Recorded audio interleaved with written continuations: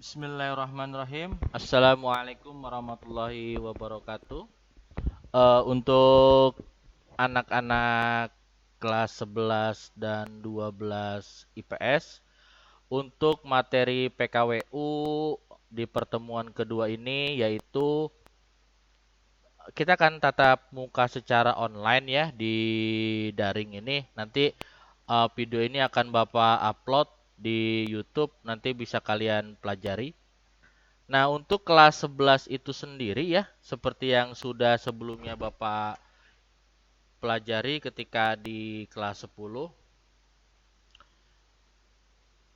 mulai dari bab 1 kita akan mempelajari wirausaha kerajinan dari bahan limbah berbentuk bangun datar.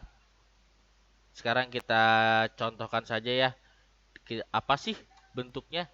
Seperti apa contoh bentuk dari kerajinan dari bahan limbah berbentuk bangun datar? Sekarang kita coba.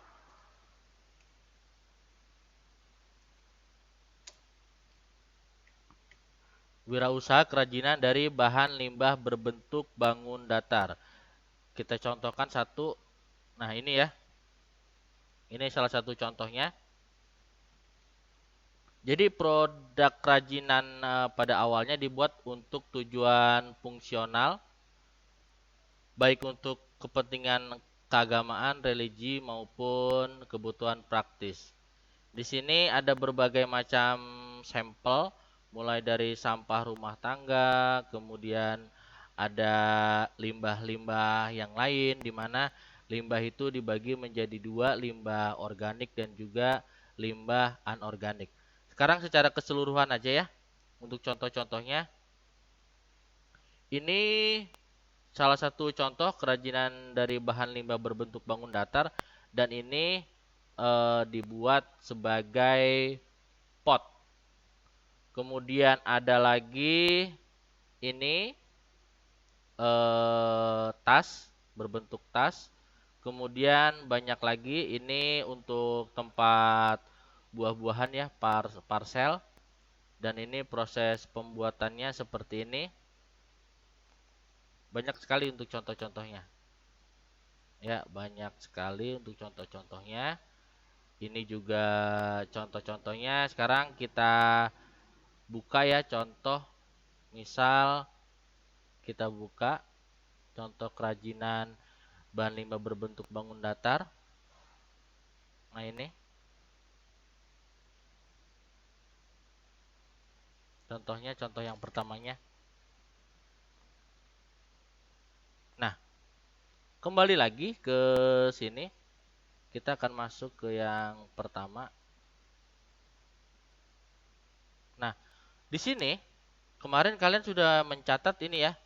Dan untuk di bab pertama itu sendiri materinya wirausaha kerajinan bahan limbah berbentuk bangun datar, dan contoh-contohnya sudah ada tersedia di sini, di mana untuk membuat kerajinan dari bahan limbah berbentuk bangun datar itu biasanya semua bahan-bahan yang habis pakai ya, yang sebelumnya dipergunakan untuk kebutuhan manusia, bisa itu dalam bentuk organik ataupun anorganik.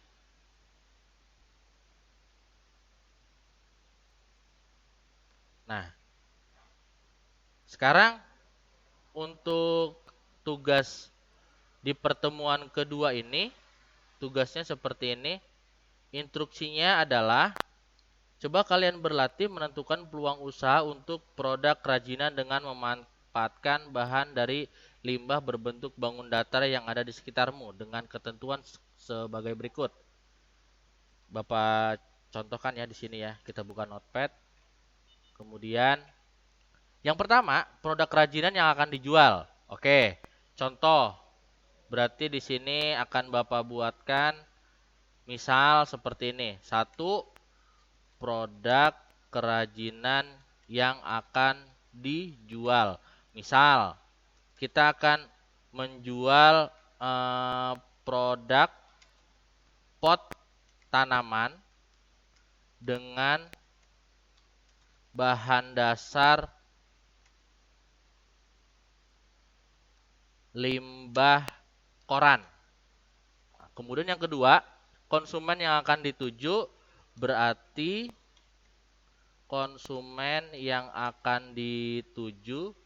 berarti di sini ibu rumah tangga ya, biasanya untuk pot-pot di rumah-rumahan.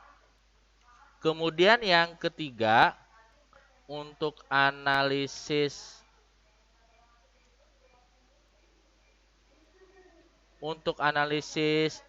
SWOT-nya terhadap